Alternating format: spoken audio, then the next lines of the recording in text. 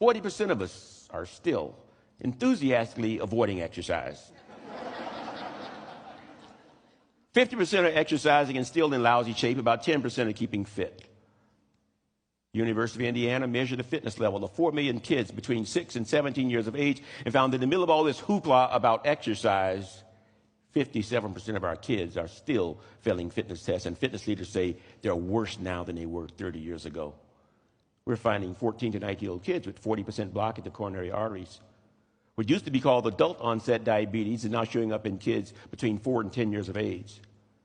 They say we're raising the first generation that will have a shorter life expectancy than either their parents or grandparents. It has never before happened in our history. Children's behaviors are substantially affected by the influential adults in their lives, parents, grandparents, and teachers. Efforts to address childhood obesity in Oregon will not be successful unless they also include interventions that influence the healthy eating and physical activity behaviors of adults as well as children.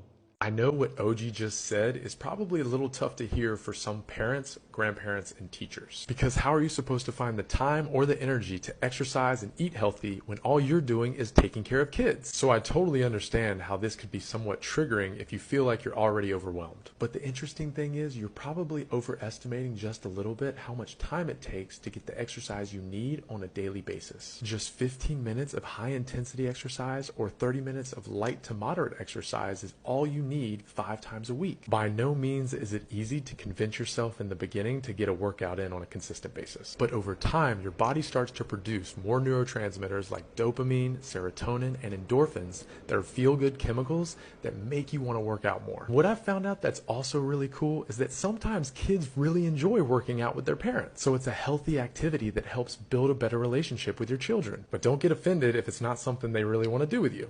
It's okay. We just need to start setting the example that exercise is something you should be doing for the entirety of your life. I've been fortunate enough to see both my parents work out as I get older and even today, and it's made a very positive impact on my life. Shout out to my mom and dad. So get out there and get whatever exercise you can in, and let's start setting the example for the next generation.